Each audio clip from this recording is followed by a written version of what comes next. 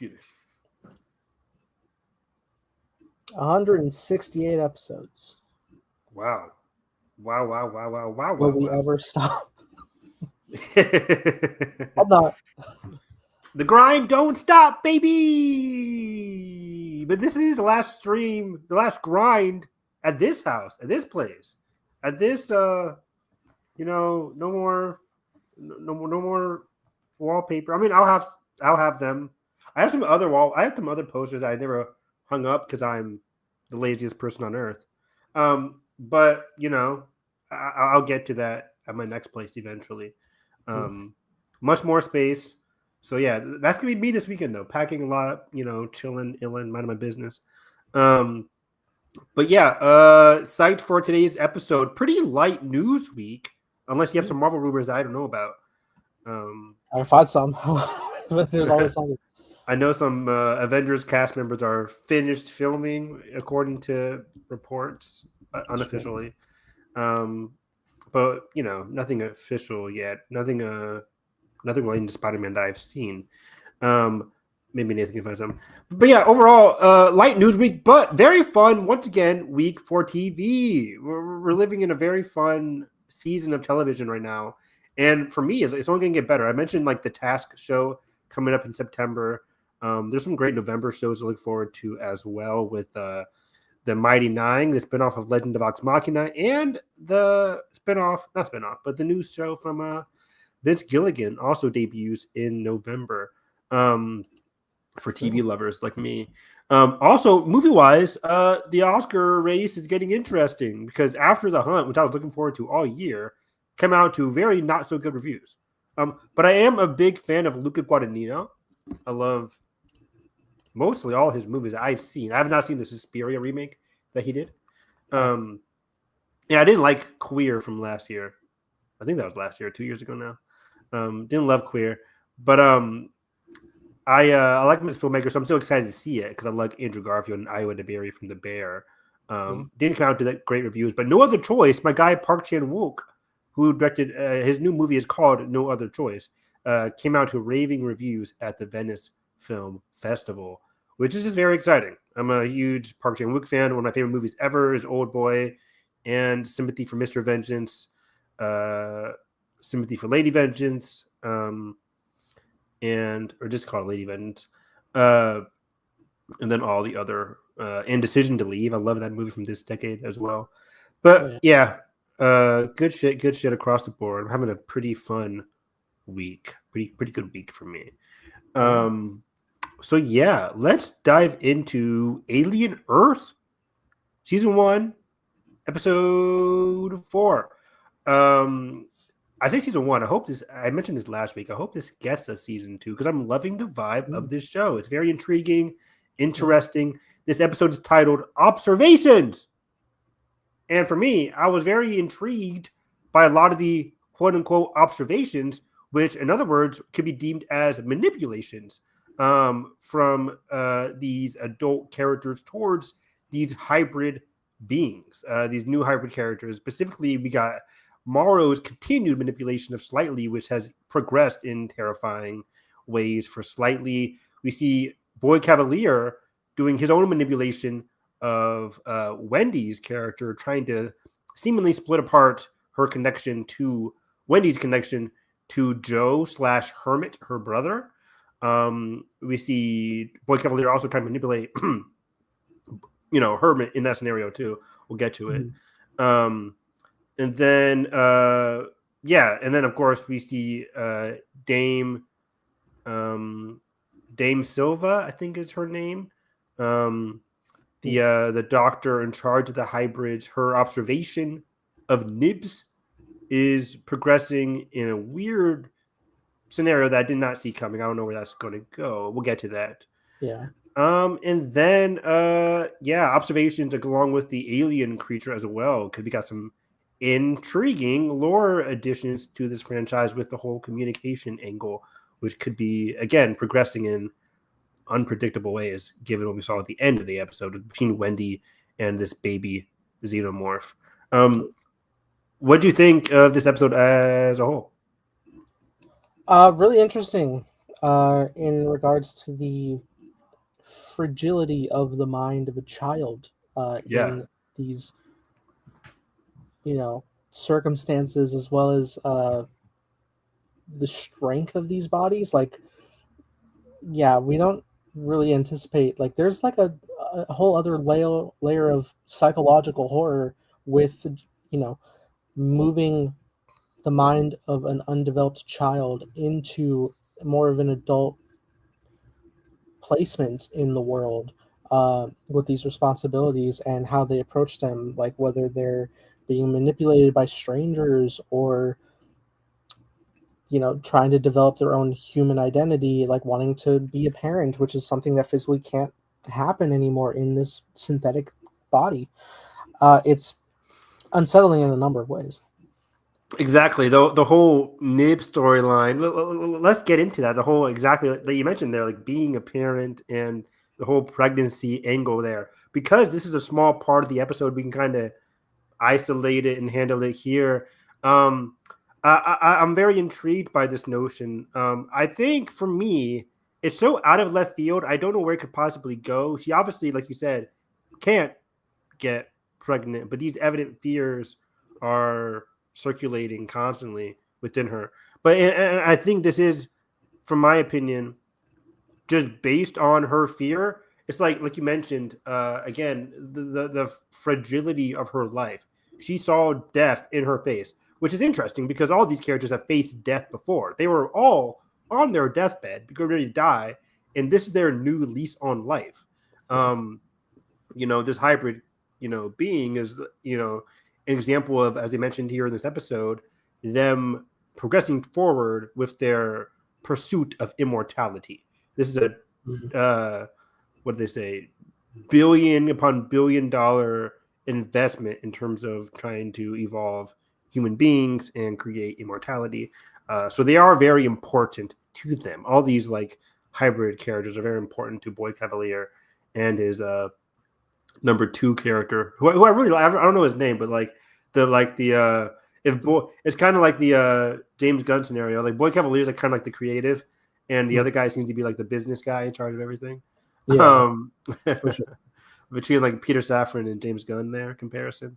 But yeah, so again with Nibs, I'm guessing she saw death in the face. She was super scared, and as a child, her first instinct is to be like, even now, I'm having trouble trying to connect it in my brain.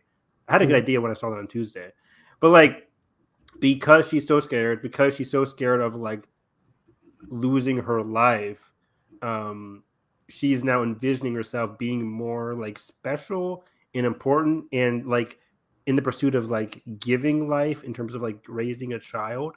Like that's more, she's regressing down to that kind of like mindset for her character.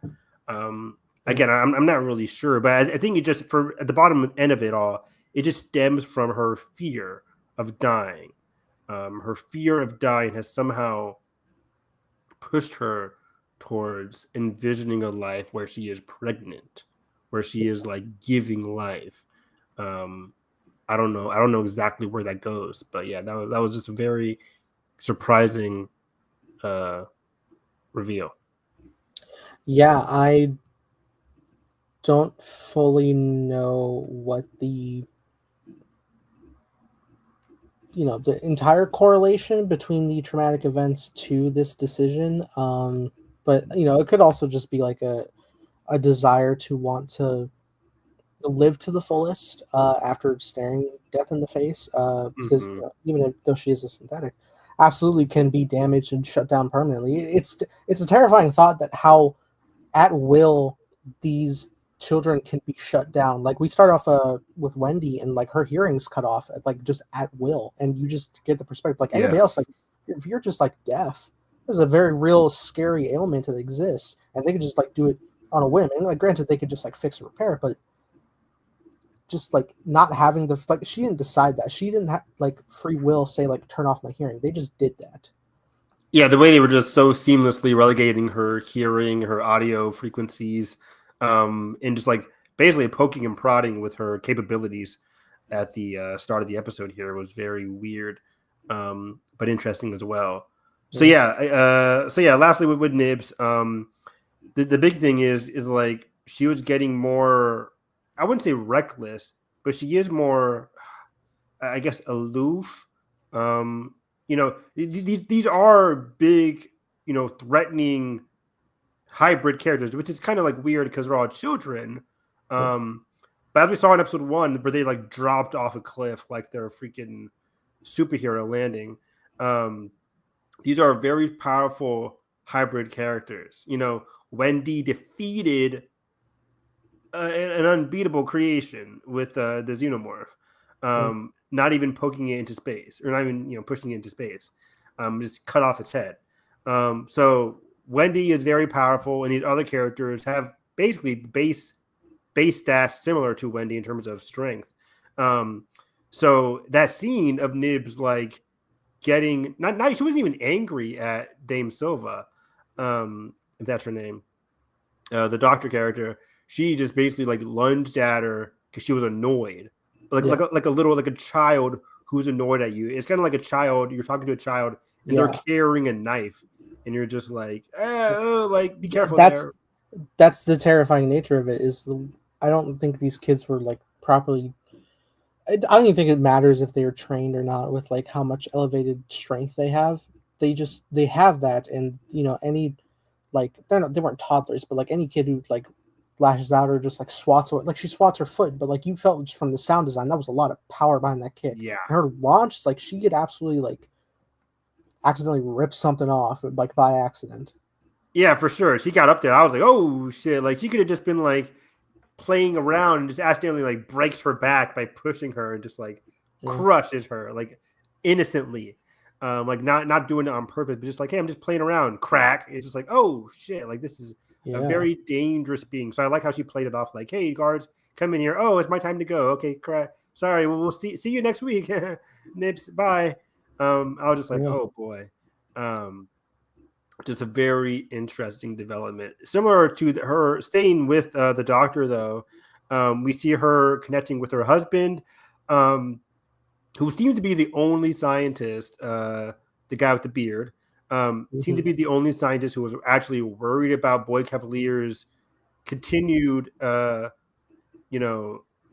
exploitation with the hybrids and experiments with the aliens. And Dame Silva, the doctor who was like super scared at Nibs, later on in this scene, which came beforehand, she was like, "Oh, Boy Cavalier is just everything's going to be fine." And that was kind of shocking to me. I thought she'd be more on her husband's side, being like, "Yeah, this isn't right." Because last week, when Wendy came back, she was the one who wanted to like stay by Wendy's side, and Boy Cavalier had to be like, "Wendy's not a human. It's like I can shut her down.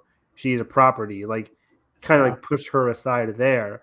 And in that scene, she like kind of like looked at her husband for like, "Do you know what's going on? Do you like what's going on here?" But in this scene, in this episode, she seems to be on Boy Cavalier's side, presumably.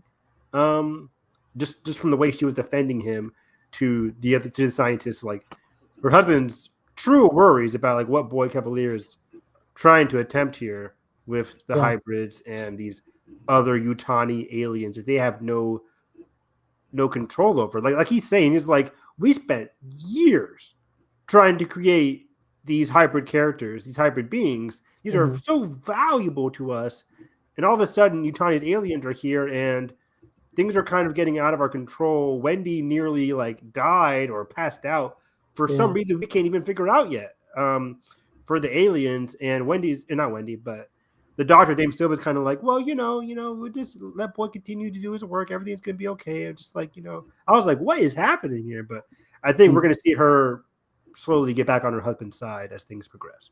Yeah, and he also brought up which is my own most intrigued philosophical side of the series, which is, the worst case scenario presently is that we have possibly murdered 6 children and haven't actually like successfully transferred the consciousness. We just made copies.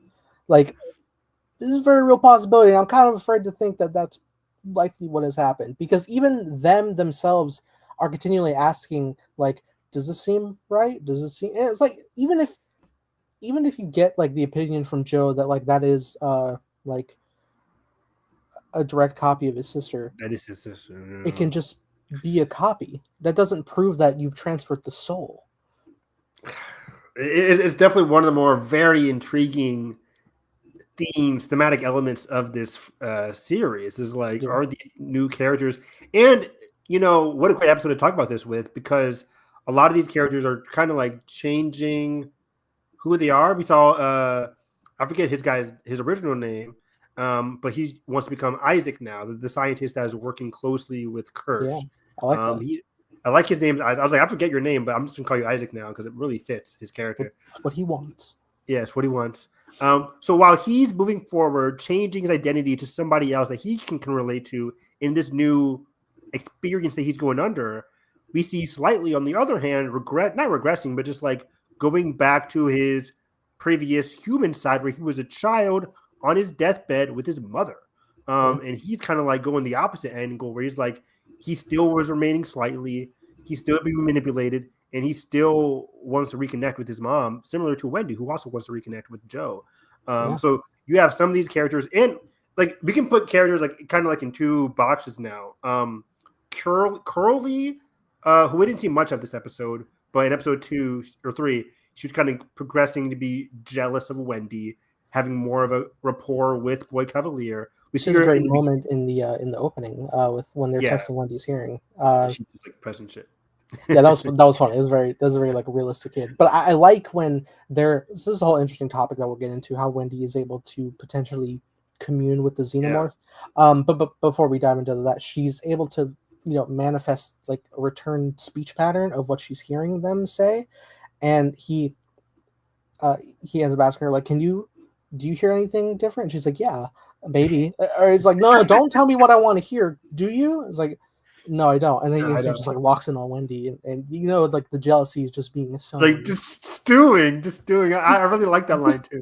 Just the worst motherfucker. Boy is like he is the unraveling of all of this. Like if he like, I'm honestly like continuously surprised. I know we feel like an ambiguity with Kirsch.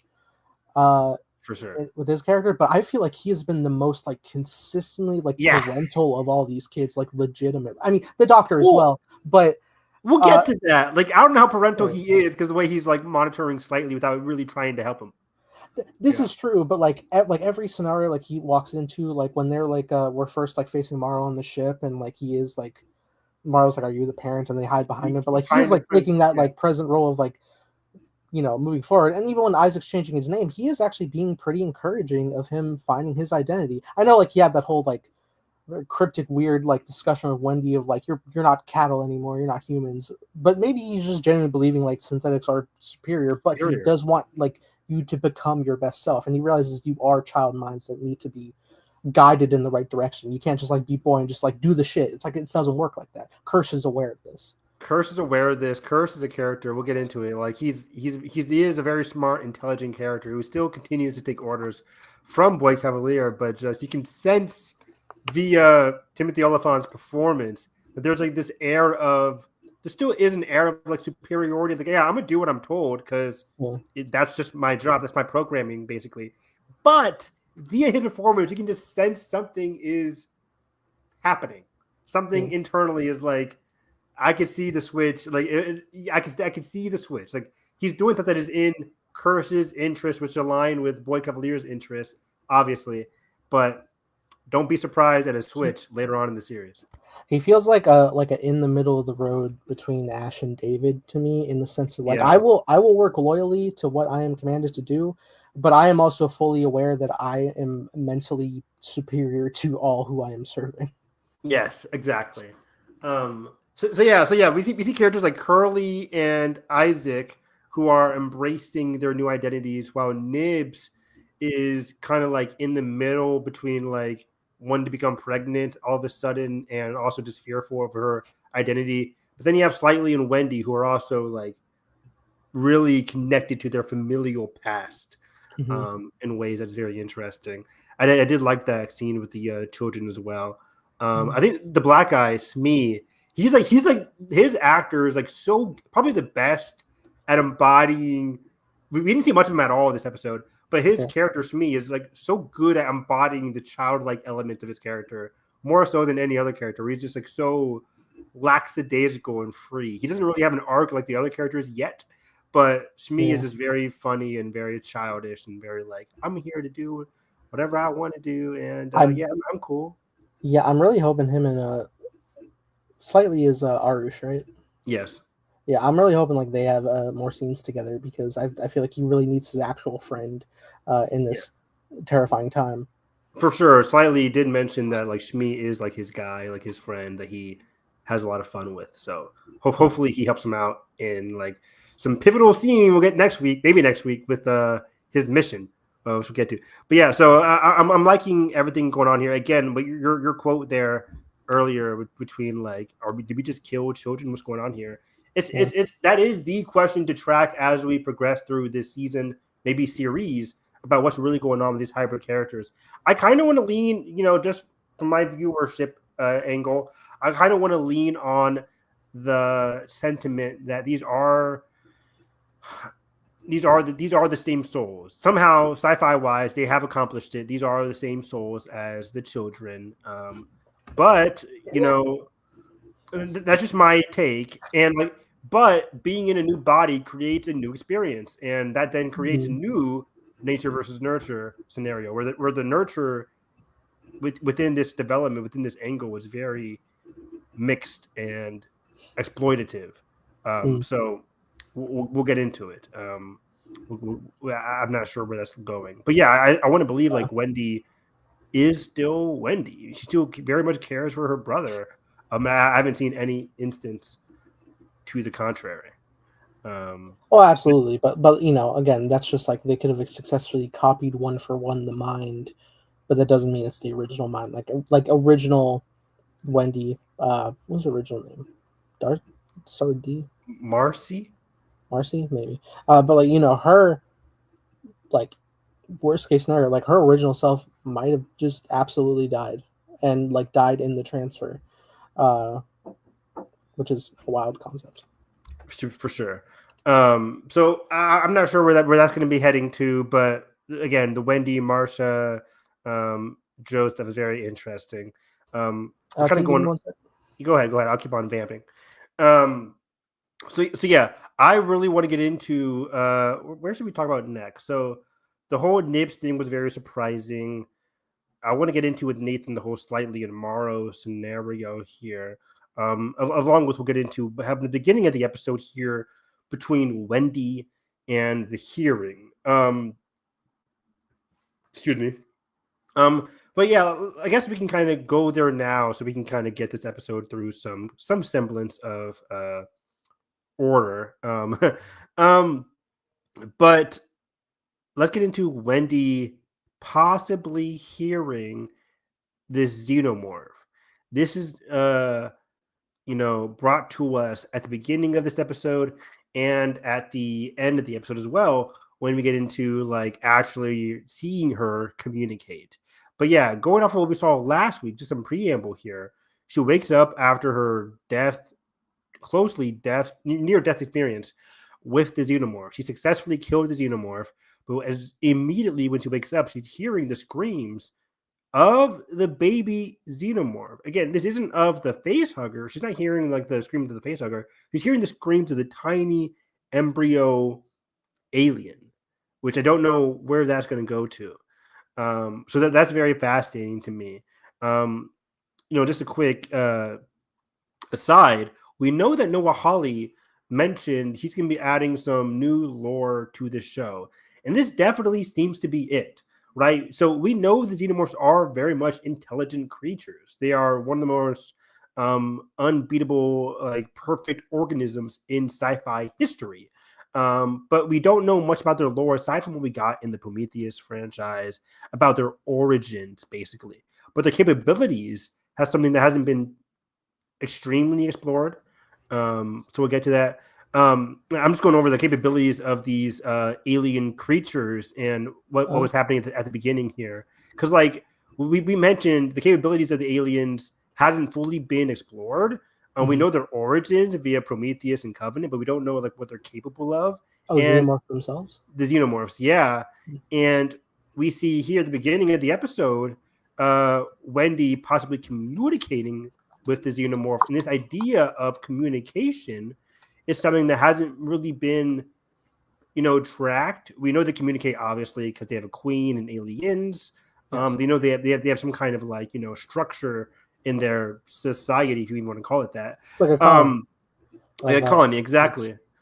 But yeah, now we get to this new lore that Noah Hawley is bringing to us here about communication, and we did take note of how intelligent this alien creature, the xenomorph, was in episode 3 during Wendy's fight with the xenomorph, laying a trap for Wendy, waiting at the edge of the truck, like slowly monitoring Wendy, not rushing at her, going on top of the truck. It was just very, very interesting. These xenomorphs and their intelligence that they're being shown to have in this series specifically. Yeah.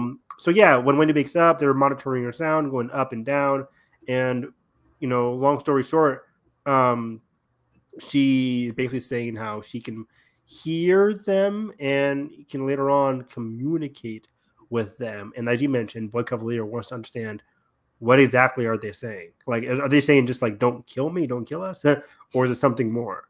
Yeah. So I don't know. What do you think about this whole new lore of communication?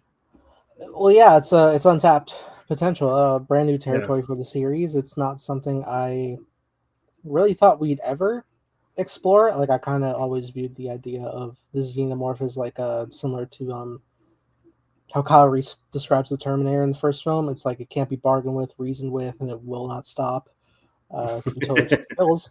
Although we've also seen in that franchise that's not entirely true. We can befriend the Terminator if we rewire and whatnot. But with something like a xenomorph, it's just such immense, unrelenting savagery that you don't think that there's any like appeasing any side of it. It just feels like it's on a constant state of ravaging and spreading its archetype across the galaxy. But this does intrigue me. We're not on full communication yet, but we're slowly like unlocking the ability of the language, and I would be curious to know if there is a greater sense of intelligence within Xenomorph, or if it's just a base level focus of hunt. That remains to be seen. I'm sure there will be some form of communication, maybe even the idea of bonding, if possible, if Wendy can do so successfully. That's what I want to get into, right? Because fast forwarding all the way to the end of the episode, she seems to be having some kind of like, not truce, but just like, as you said, bonding with the alien early onset, where, every other scenario, you see that thing, you run for the hills, it kills you immediately. But it didn't kill Wendy. Given that she's like a hybrid, maybe that could be a factor. She's not exactly human. It is also like it's a baby xenomorph still. It's not like a fully developed thing anymore. Also, this is the first time we've seen it be like very more serpenty in this stage. Yeah, I mean, because usually we see it immediately enter the stomach or come like what? So it pops out and like whenever it like scurries off, we never actually see any like leg movements. But I feel like it does have. I felt like it did have that sense of like, I guess like my brain autofilled that maybe it's like waddling, but I guess that could also be slithering as well. I guess it kind of like slithers off screen. Next thing you know, boom! I'm a xenomorph now. It's like, oh wow, okay. Nine times out of 10 when we do see a chest burster, it's still in the chest, and we just kind of like cut away from like the carnage of that, and then when we're back, it's like it's cocooned or it's gotten bigger, the skin is shed, things like that. And then, but as you mentioned, in those instances in the xenomorph transformation, granted it's a 2-hour movie most of the time, but they turn into grown xenomorphs very quickly, right? Yeah. Like within the day, usually. Within the day. So our episodes 5 through 8 going to be a 24-hour sequence here? Like at the very least, we're probably picking up quickly on 5 because based on what's happening with Arush, is potentially targeting Joe for smuggling. Joe Young. Yeah. It's definitely very interesting. But so this is where I can see prediction wise what's going to be happening here. Boy Cavalier's manipulating Wendy. Wendy's very close with her brother. That's going to be a big triangle that they have to get across there. Where Wendy isn't fully like disavowing Boy Cavalier. But I think, maybe that's just me optimistically thinking, but I think she's starting to realize that Boy Cavalier doesn't have her best interest at heart. The way I she was think talking about her brother. I was I like, think or he was talking about her brother, and I'm like, that's not true. yeah, that's going to springboard the more he's tossing Joe aside in like like he's presently trying to manipulate her. It's like, if I was your brother, I would have done everything I can to see you, even though like motherfucker you did this. Yeah. And Wendy just talked to her brother about, and I think she just believes like what her brother just told her, like, I tried to be there. And the face that she was making was like very sympathetic to her. Yeah. And it's what she wants to hear though. But I still believe what Joe was saying there. Like, of course I would have tried everything to get to you. But Boy Cavalier is just so obvious about what he's trying to do here. Yeah, there's two pieces of things in Wendy's life that are gonna be detrimental to Boy. I think if it was just one of them, then maybe Wendy could potentially be tricked to believe what Boy is trying to sell her. But not only the fact that like Joe is in her life and is clearly wanting to be a part of her life, but also the fact that she has this level of communication with the xenomorphs and the alien species, and that she recognized that like during the many dissections that they're crying out in pain, and she recognizes that, and she's like calling for like maybe we shouldn't be doing that. I think that double edge of negativity on both ends against her brother and the creatures are going to be the cause to turn away from Boy.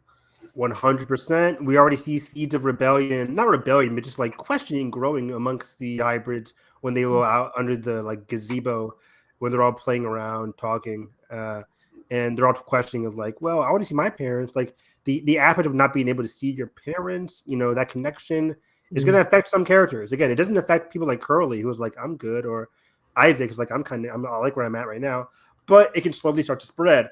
There's a lot of different points of views for all these different characters that, not like 100% of all of them are going to go to head with one another, but there's going to be just a lot of like domino effects from these different mental viewpoints of these different characters that are going to probably, some are going to like lead to greater outcomes. Some are going to hit some dead end alien attack brick walls, I'm sure.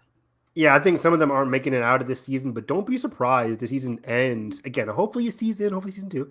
Don't be surprised if the season ends with the divide, where like Curly and Isaac are on one side, like, hey, we're gonna stick with the corporate side of things. We like where we are, and then we see another side, Joe, Wendy, along with maybe Slightly if he lives. I'm kind of nervous for him, but like to me, other characters being like, we want to stay over here with and like kind of like go to war with each other kind of thing. I think I liked how much Isaac and Curly are fond of their corporate, way of life right now. But yeah, don't be surprised. Also, Boy Cavalier, I'm not predicting him to survive this season. I can see him easily dying of like the classic hubris death, where I think he mentioned like I don't want to wake up with the chest burster in my stomach or something like that. I'm like, don't be surprised if that happens, or if just like Wendy's new bond with this xenomorph just says, hey, sick him, attack Boy Cavalier, and that alien is the one that eventually kills Boy Cavalier. Do not be surprised if that happens. Here's a question I do have. Do you think the xenomorph species is going to make it off the island? No. But there aren't a lot of them. there's one, that's bonding with Wendy. And then there's like at least 3 more. Maybe 5 more. Maybe 5 more just hibernating. Not sure what's going to happen there. So yeah, I think, end all be all. I don't know if any of these aliens survive around Earth, but the beauty of it is like because Earth is so open season in the Alien franchise, they could just survive on Earth even during the time of the Alien. Granted, this takes place 22 years before Alien 1. Yeah, between Alien 1. That's only 2 years before. What? It's only 2 years before the first Alien. Only 2? Yeah. Okay. Yeah. So 2 years before the first Alien. So I can see them, settling this within a season or two, and then it would still make sense. It wouldn't break any large canon that there's like aliens roaming around on Earth during Alien. It just kind of doesn't matter. Yeah. We also So have like an establishment of human colonies on different planets as well in the galaxy. yeah. So that's a big development going on there with the aliens. I don't think we're ever going to get to the point in the series where we get like subtitles with the aliens. I don't think they're going to go that far. Do you? I What do you don't. think? I think it'll be like a 3PO translation scenario. I don't think it's Yeah. going to be like a subtitle. No, I think it'll just be like somebody will speak what they're mentally thinking, or you'll get visual language of their actions. Yeah, Wendy's like, he doesn't like you, kind of thing. That'd be kind of cool. Yeah. I would love if they like thread some sort of Peter Pan storyline into like their mentality. I love it. I love the Peter Pan continued, thematic elements here. Yeah. The whole ticking clock with the alligator. That was great. The way Boy Kelly was so excited about that. He was like, "Oh, I'm like, the hook and the alien, and the alligator." It's like, "Oh my god!" Disney Plus is a very vast catalog, boy. There's not just that movie. Yeah, he's watching Peter Pan and Ice Age. He starts pulling a Return to Neverland. Right. I'm her daughter, Jane. I remember that trailer. I see that trailer so many times on the VHS. Right. Oh my god! But that trailer was so hard seeing Hook's shit crash through London. Right. With the 3D effects, like awesome. Hook opening the window. Yeah, so cool. So really cool. Good. Man, we need to watch Peter Pan 2. I probably watched more Peter Pan 2 than like the original Peter Pan. I get it. I think like Peter Pan 2 and Lion King 2 were my like sequel shit. Like I love that shit. And the Aladdin sequels. I watched like Return of Jafar and like the one with Aladdin's father. Anyways, I want to also talk about but by the way, I mentioned the subtitles because like we see in Predator Badlands, same universe now. We do see subtitles with what the Predator is saying. He's like, "I am no prey," that kind of thing. That's very exciting. Very exciting. But yeah, so I also want to talk about, Nathan, the interesting other alien that we're getting more info on, the multi-eyed alien who, as Curse is evidently specifically saying, is a very intelligent species. Yeah. We're monitoring it, but it's monitoring them as well. And I'm like, what is happening with this creature? I'm super, super, super intrigued. I think there's some wonderful foreshadowing in that scene as well. First off, the fact that its main attack that we see is that it attacks the host eyeball and replaces it to attach to the brain. Yes, doesn't kill the host, just takes away the eyeball. Like I think I kill the host, but I think it puppets the body. Oh, true. Okay, I can see that as well. That's what I'm visualizing. But so it ends up attacking the sheep. I said goat in the title because it rang better in my head, but it's a sheep. Is it a sheep? I thought it was goat. I think it's a sheep because there's no horns. It's a bit more puffy. I think it's a goat. Survey says. Anyway, doesn't matter. No, it doesn't. But so it's being monitored on its vitals with the different plugs on its head, and then it gets attacked in a very gruesome sequence, which is honestly very sad to upsetting to watch. That was so uncomfortable. Yeah, it really is. And then and then it immediately comes back up, and they can see they're tracking the gamma waves of it mentally, and they're super spiked. Kirsch notice as soon as it takes over. So yes, this is a highly intelligent creature that is watching us. But what I found interesting that I think is going to be big foreshadowing for later is as soon as it takes over the animal's body, it immediately stands on the back hind legs upright before coming back down, because that's the natural form the animal stands. But I think that's definitely by the end of the season, it's going to take over a human host for sure. Oh, you think so? Okay, I would love that. I'm thinking. Yeah, I think you could easily get away with somebody gets attached. It's obviously the eye sticks out; it doesn't fit perfectly, but someone could easily put on a mask or shades or whatever to hide it, and it's just walking through. I'm getting super horrific vibes here for takes over human at the end, like a season finale tag here, where it takes over a human host and speaks. I'm like, if it speaks, if it's able to communicate via speech, that's horrifying. Oh my god! There's an anime, Kaiju number 8, Oh, yeah. Where like these alien like creatures can like pretend to be humans. There's also an anime called Parasite, which does the same thing. I'm just like, it's so unnerving. See, like these alien creatures embody human characteristics and human beings, and also speaking. Like that's so freaky. My thing went to though, not humans, but like a xenomorph. Like there's an above 50% chance that this alien thing hops into a xenomorph. That would be awesome, With right? what eyes, Evan? I don't know. Eyes behind its head thing. Those It's empty massive sockets. skull. Those empty sockets. That'd be Again, very it's cool to acid me. though, right? I don't know. Is You think it's everything acid inside of proof? this? Is everything in there acid? It Yeah. doesn't drool acid. So I don't No, but know. like if you're like puncturing through, because clearly like when it like took over the eye of the sheep, like that was bloody as hell. That was bloody as hell. Yeah. So But whether a human xenomorph, I think human now is more likely. Or it could embody. No, I must say it can't embody curse, right? Because it's a synthetic, yeah, right? It no, wouldn't it work tried with with uh nibs. nibs, yeah. Would that Although have worked though? It is a human. Hybrids are so interesting because like they're not synthetic. They have human like, but we know like the shell. We saw the shell before. Like it is a synthetic yeah, shell with a human soul. So like, what would have happened? maybe. Yeah, Yeah, you're right. yeah. Like, can it bond with the electronics, or would it just like short circuit from encountering the circuitry?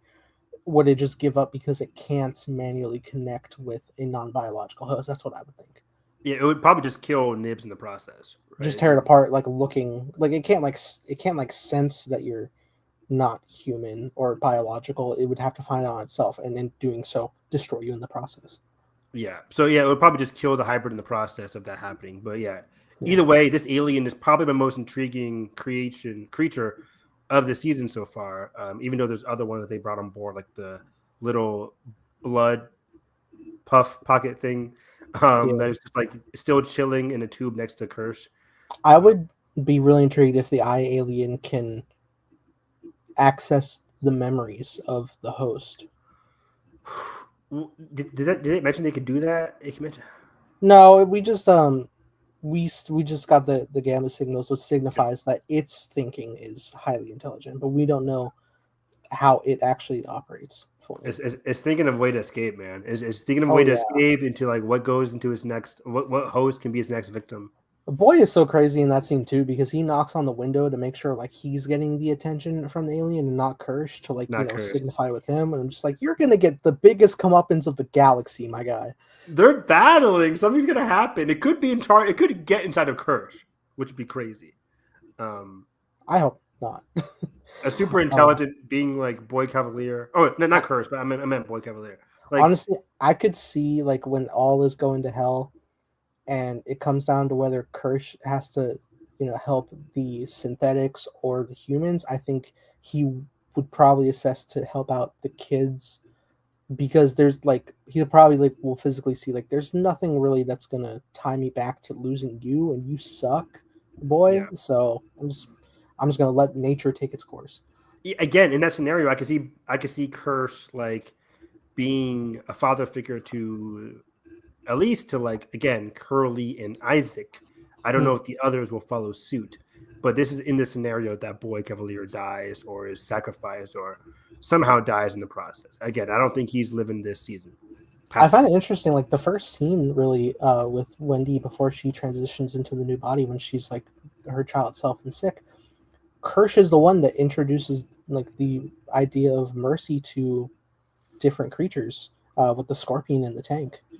Oh, you're right. Yeah, Unsettled by it at first, and now she's in this placement where she's concerned for the safety of the aliens, the xenomorph and whatnot. yeah, it's super intriguing. Yeah, she does have a very consistent empathetic trait to the aliens, to Joe, to everything going on there. So yeah, again, I'm super intrigued by Curse, what his thing is. Speaking of Curse, we see that he is closely monitoring what's going on between Slightly and Morrow, who continues to be the GOAT of the show. So good. But he hears everything that Slightly and Morrow are doing, basically, which is very crazy. But he's not doing anything about it, Curse. Yet. Mr. Company Man is like hearing about this plan to invade the island, and he's just like, I'm just gonna listen. Like, there is no sign of him being like, I gotta run and tell the boss. He's just monitoring, doing his own shit, which is once again, like just saying like he has motives that are far reaching.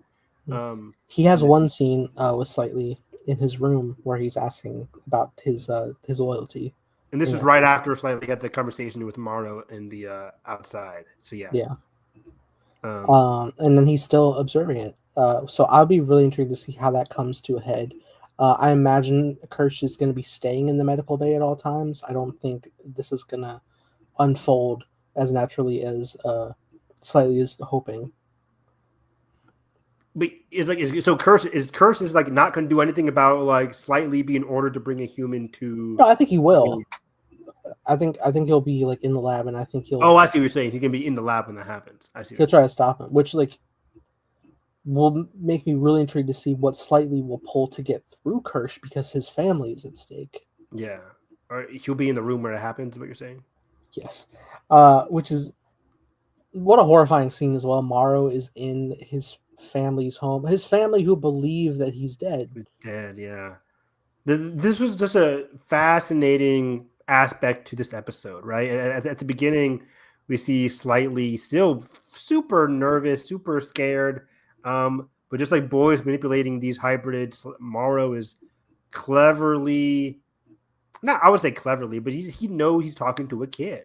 And he's like, do you know the difference between right and wrong? Well, it's wrong because it's my property, right? Like, you wouldn't do that to me, right? Like, I just want to get my stuff back, right, man? Come on. Do you know if I could trust you because I didn't know if you were a hero or a villain? Like, just using the best like keywords that a kid would appease to. Kid keywords: hero, villain, right, wrong. These basic terms which you learn at a very young age. Yeah. How can I trust you if I don't know your name? Exactly. Yeah. It feels very uncomfortable. I'm like, don't tell him your name. I knew exactly what was going to happen because when Slightly's telling him his name, I thought the camera would like pan across and you'd see him like typing out his name on a registrar or something. Yeah. But he is a synthetic, so he probably just like does that internally. He probably has like Google inside of his head. He's only a cyborg, Evan. Cyborg, you know what I mean? So like he's still like he was still able to like hack into his ship. So yeah, he does have like super intelligent capabilities.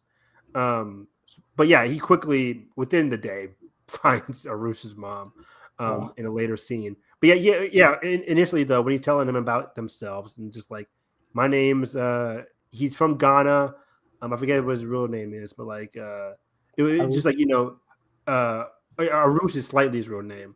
Oh yeah. Right. But I don't know what Morrow's real name is. I forget what it started with the G, I think. Do you think that was his real name? Or do you think he's messing? I wouldn't say why not. Like there's no like what is Slightly gonna look him up and track him down. That's he's talking to a kid. There's no fear there. Curse, I don't know. Yeah, he doesn't know that Curse is listening in. That is true. So yeah, it was that was just extremely interesting. I could just see the hole that Arush / Slightly was digging here by revealing too much about himself.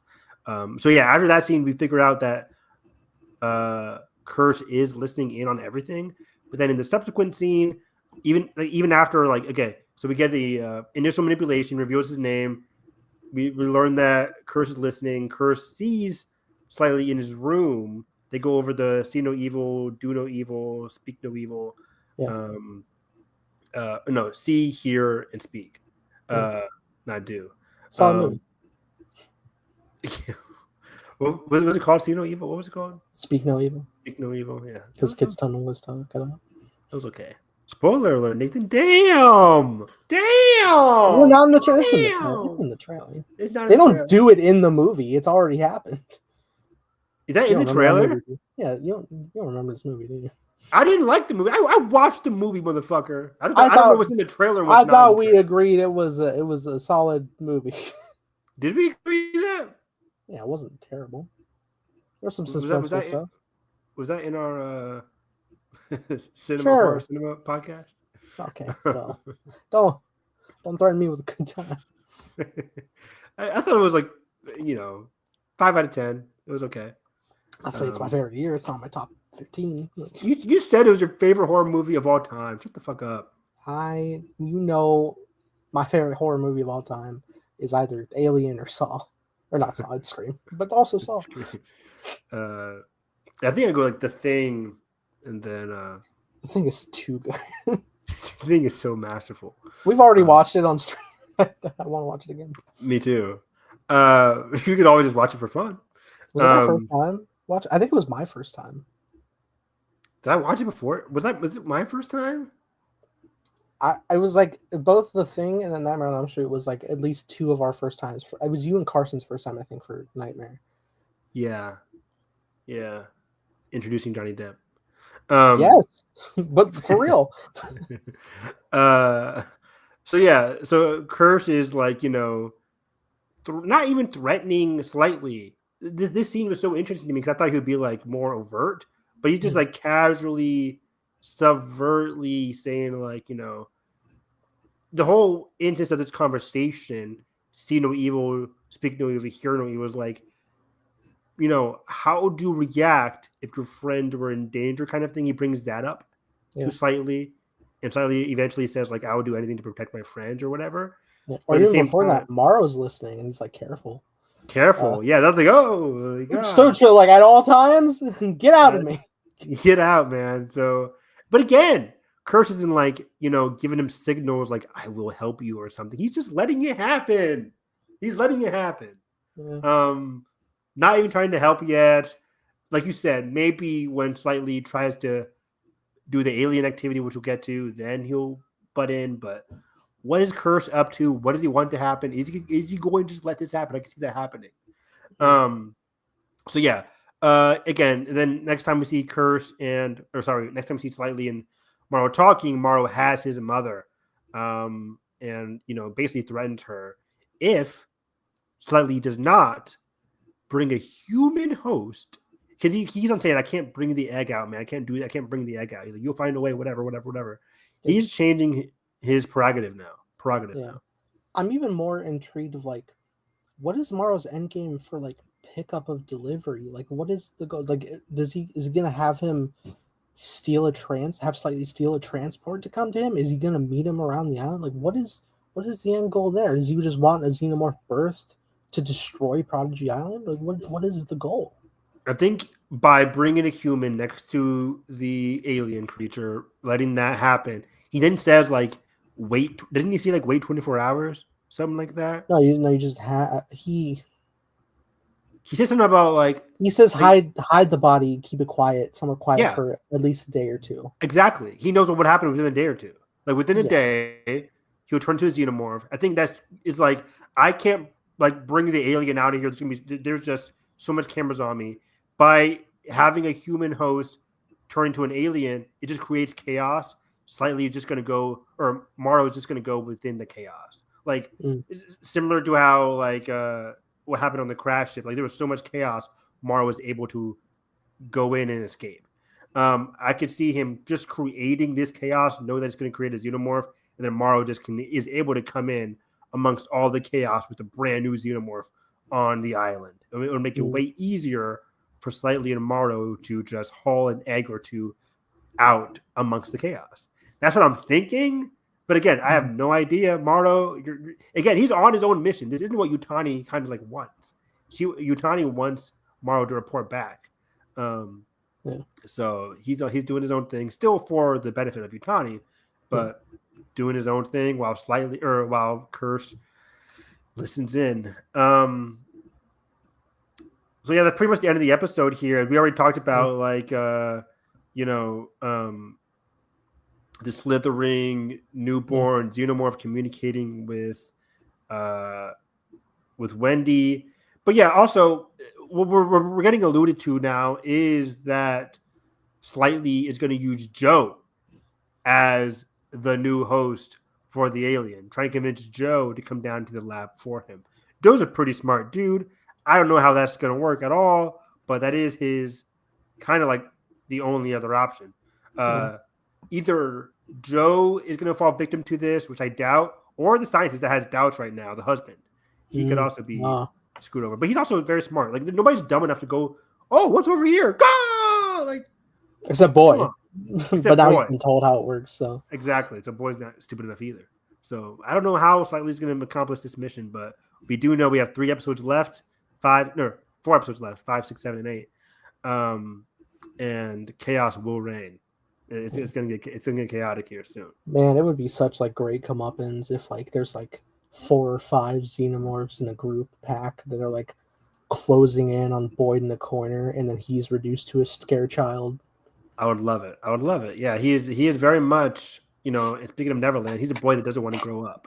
He is very immature, but like with the mind of a super, super, super intelligent being. So, interesting characters across the board. I'm loving this series. This it's so much fun to track moving forward. It has a lot of like fun thematic elements, and even slower paced episodes like this have a lot to talk about. So yeah, let's transition now to the world of DC, and Peacemaker. Boom! Time to do the dance, Nathan. Let's go. That dance sequence is always—it's so funny at the end watching Frank Grillo. Like, I can't tell what he's doing. Is he like grunting, exhausted? Is he tired? Is he happy? Is he smiling? Is he laughing? He looks so uncomfortable when he gets down in the pile at the end. I was like, what's happening here? William James is like, why can't you just do it? Like Frank Grillo's like, please cut. But yeah, fun episode of Peacemaker here. As you know, we get the introduction of Tim fucking Meadows, the GOAT. Stevens movie zone. Wait, what? The Even Stevens movie zone. Tim Meadows. It's our first saw him. I forget he's in that movie. I think I first saw him in Mean Girls. He was a principal in Mean Girls, which is one of my all-time favorite comedies ever.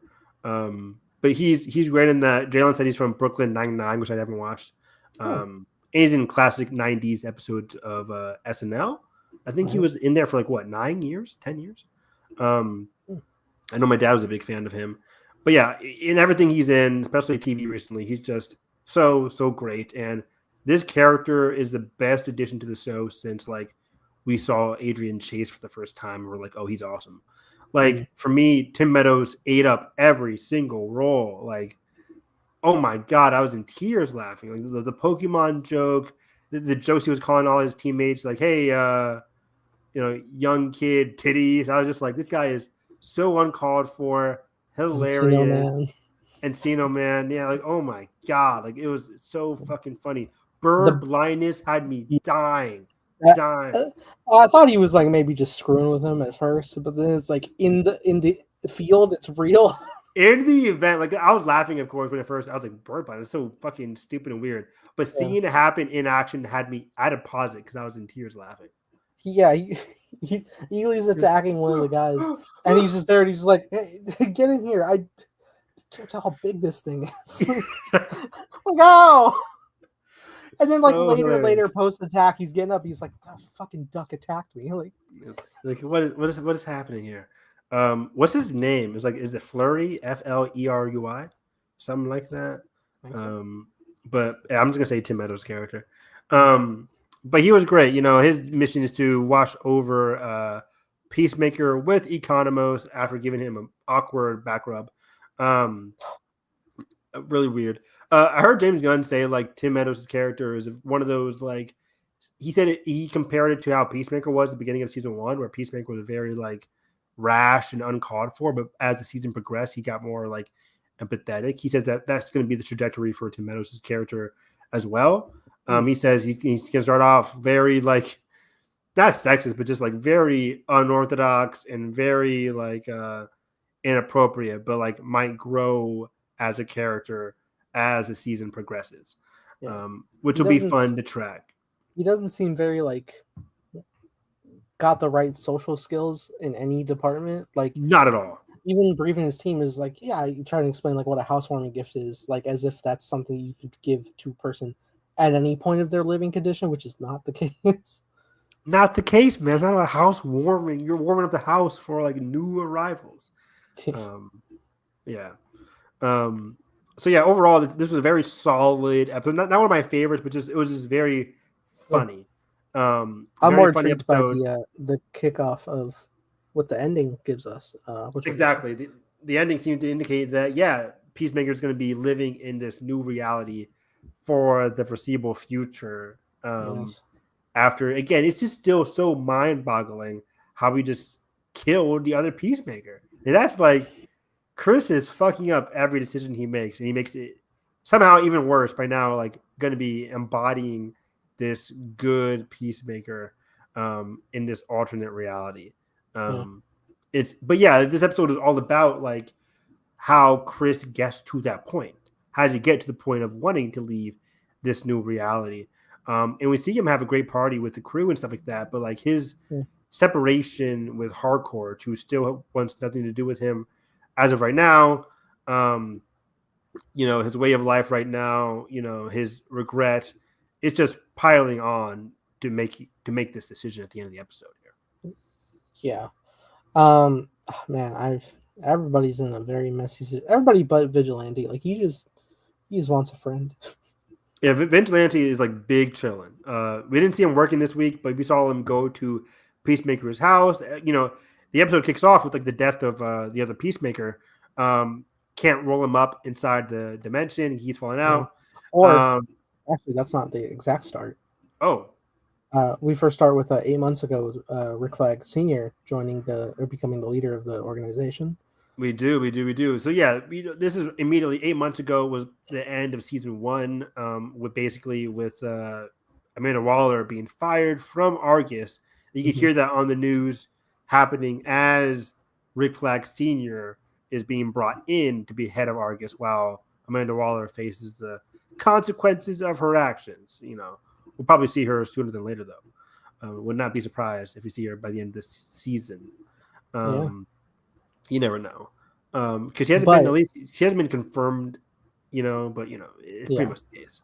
I feel like if you're gonna get anybody back, like that's a good pull. She's And so good in yeah, and Suicide Squad 2021 has like been heavily like confirmed in a variety of instances, like with the whole. this one as well with the calling back to the death of Rick Flag and like 1-for-1.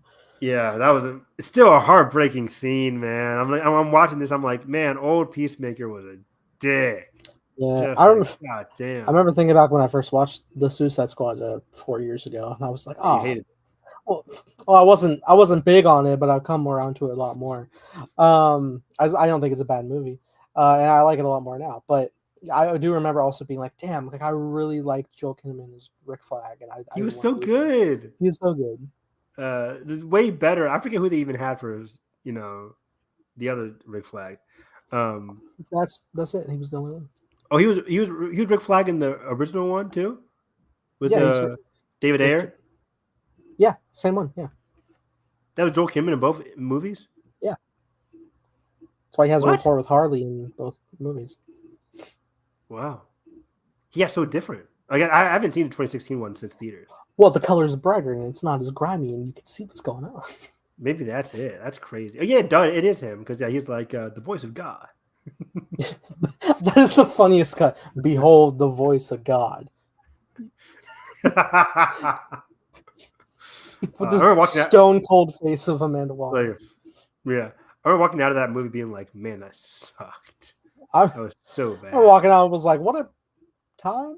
That was weird. That was only the third movie in DC. How did that make like $150 or $50 million? That was. It was pretty good marketing. Like the trailers were cut fun, but then like the studio was like, make the movie like the trailer, and it's like, well, that's not how that works. But let's do it. WB was going through. I missed 2016 to 2020 WB, man. That was a trip. Oh, do you? I was like, what a weird time, because it was like, oh, what a mixed bag of a year. But like, oh, we just got out of Wonder Woman. All right, Justice League up next. What happened here? Yeah, what happened here? Why is there so much missing footage? Like, this is weird. And then we go into like Aquaman, which is okay, Shazam, which is okay. That was a whole that was wasn't a bad. 13-month break between Justice League and Aquaman, and then Aquaman makes $1 billion inexplicably. Yeah, he won 3 Aquaman sequels. Yeah. The Trench. But yeah, Yeah, this opening sequence is very, very cool because I felt badly. This show is so, and it's just James Gunn in general. Like he's so good at exuding emotion in the right ways without it feeling like, because this is a very silly show. By the way, my mom watched season 1, episode 1 of Peacemaker. Apparently, because she was like, "Oh, it's a new DC, it's a new show coming out. You know, I want to watch it." I'm like, "Mom, I don't think you would like it." And then, like, I went over to my mom's house last weekend. She was like, "I hated that, Evan." I'm like, "Yeah, I wouldn't expect you to like it at all. It's not. I can't recommend this show to a lot of people. It's not like everybody's cup of tea, but it's such a great show." Do you think she'd be into the Suicide Squad? No, not her jam. It's too weird. It's too weird. I think she liked the Guardians of the Galaxy movies, though. I remember we watched Guardians 2 with her. She liked Superman? Yeah, she loves Superman. She loves Superman. But much better pull. Yeah, which is much more like that's a weird movie, but like it's Superman. It's much more tame. Like like it's just a wacky adventure. Yeah, we grew up watching the circling around the world shit. Yeah. But yeah, like I say emotion because like seeing Rick Flag Sr. discover what happened to his son is like, man, I would be livid too. I would want Peacemaker dead. He had more strength than me because I was like, I would go over to Peacemaker's house and shoot him in his sleep. Like if I know my son's killer is just like chilling right now, you're dead to me, dude. You're fucking dead. Well, that's why like for the past 8 straight months, he's been monitoring him, just like we'll find something. I will find something. Exactly. And Chris is making it very easy to find something by continually going into this pocket dimension. Yeah. So it's just so messy. I also do like a what's his name? Economos, right? Economos. Yeah, I know I was missing a syllable. It's like John. It's John Economos. You call him John if you want. All right, John. Ginger Love. Oh yeah, Ginger Love. I like that he was. I like that he was like trying to preface anybody's actions in the file, like primarily Peacemaker, because he knew what Rick Flag was going to find in it. But like he's trying to help his friend out as best he can. But yeah, that was Amanda Waller's orders. Like we didn't know. We were just doing what we were told. Like that's on Amanda Waller, not Peacemaker, not Chris. And yeah, of course, he hadn't seen season 1. He hadn't seen Chris's progression as a character. But even Rick Flag has not seen season 1. He has not watched the Blu-rays. He has not watched HBO Max. But even if he did, Chris is still a very flawed character. The way he just killed the other Chris. Like Chris is continuing to make bad. That was an accident. I mean, it was an accident, but like it's still like you still. Like, oh, it was an accident. I mean, he's hiding the body, so like, yeah. Like, what are you doing? He's chopping up the body. What would you do, Evan? What would you do if you killed your other self? Nothing. I would do nothing different. But you're gonna take responsibility in the other dimension? Hell no. But I wouldn't have got myself. Yeah. So you just like put the body into the other dimension and then lock the door behind you and then just never come back out. Change your fucking lock pattern code. Yeah. But yeah, I wouldn't go into other dimension and say like, "Hey guys, I'm Evan too." I'm like, no, it's not me. But Chris is such a flawed, deliciously flawed character. He's gonna make every wrong decision at every turn, but then at the 11th hour, he'll make one right decision. So you can only hope that he's gonna make a good decision at the end of the season.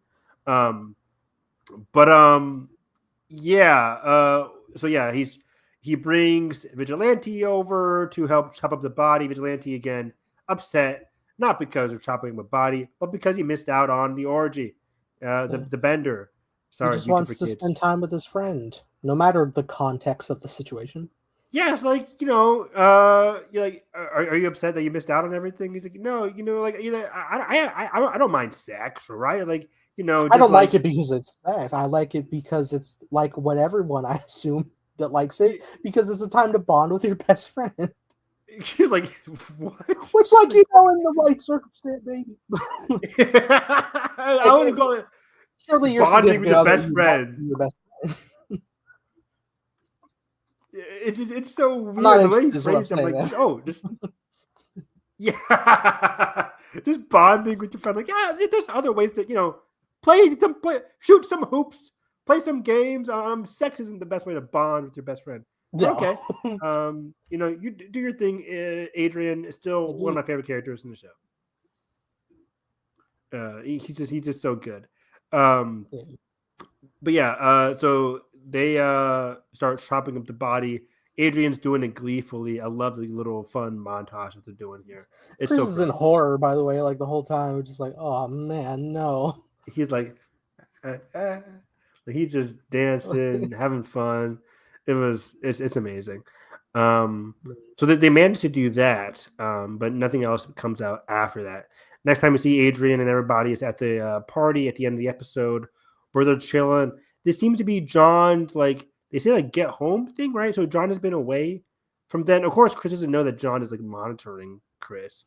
But, like, this is, like, John, back with the whole squad. Apparently they've had parties like this within these past 8 months, but without John, presumably.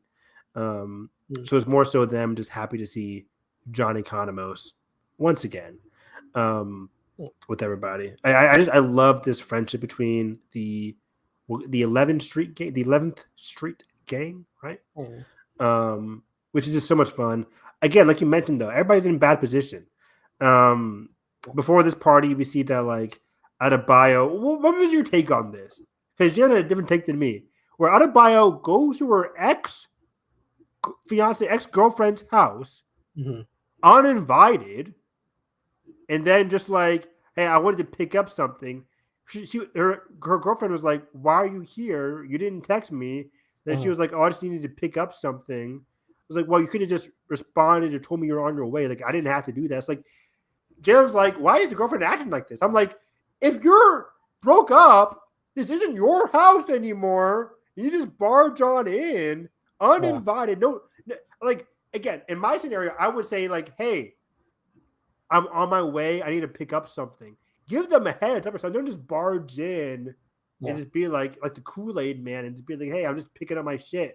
Like, and then be upset and taking it back, like, oh, dang, you don't got to act like this. Like, I still love you. It's like, don't tell me you love me. We're broken up right now. Just please leave. Like, it was so weird, in my opinion. I was not on Adebayo's side here, but I still love her as a character. I'm just saying, like, this scenario is just very, very, very awkward.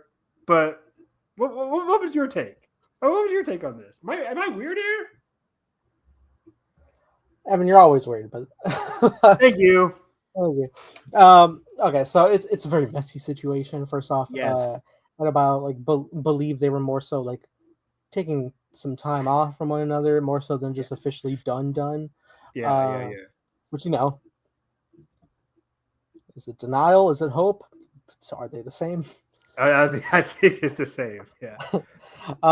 So yeah, absolutely. She definitely should have texted her, let her know that she's come by to pick up some stuff.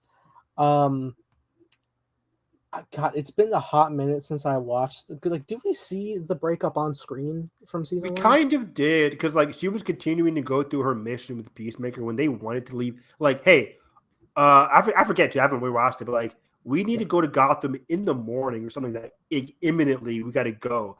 Adebayo comes in and she's like, I'm not packing with you. I don't want to go. We have a mission to save the world from aliens, but she couldn't tell her that. But like I have a mission to do. I have basically choosing work over her girlfriend. Her girlfriend was like, that's it. I'm like, first of all, you're keeping secrets from me. Now you're choosing work over me. I thought you really valued our relationship. If you don't value our relationship, why should I value it? We're done. Bye. I don't want to see you again. And interestingly enough, though, she doesn't go to Gotham. She stays in town and is also working at some other place as well. So I do think rent one that. What? She was probably half the rent, for being real. Yeah, to be honest. But also, don't go to Gotham. Yeah, don't do it. Don't do that to yourself in the DC universe. I'm sure it's more affordable, but like that's I think was like the biggest case someone has pleaded of, like, why would anybody want to live in Gotham? It's like, it's probably the cheapest place you could live. Probably some good ass, like, 2-bedroom, $1,000, and that's pretty nice. But yeah, just very awkward. Very good chance they get together by the end of the series, though. I will preface that, though. They will get together again, I mean. James Gunn is a very, like, optimistic director with the superhero movies. Mhm. Minus the heartbreaking ending between Gamora and Peter. I love that a lot because it's not original Gamora. Yeah, we would have been.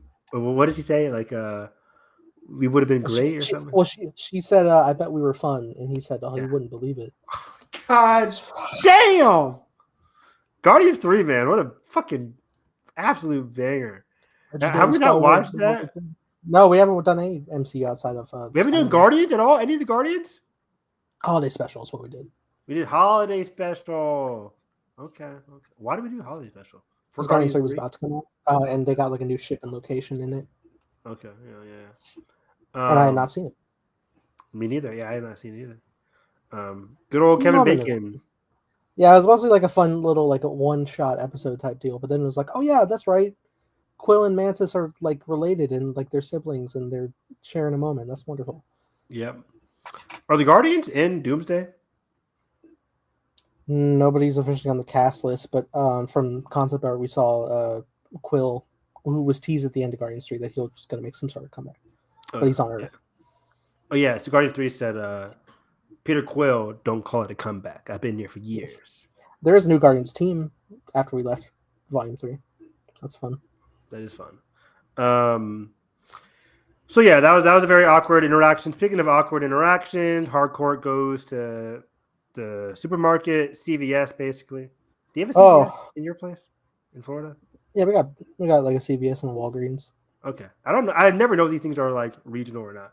But anyways, this is hilarious. Like, right? This the white lady thinks she's an abuse victim. She's like, I understand you if you ever want to speak out.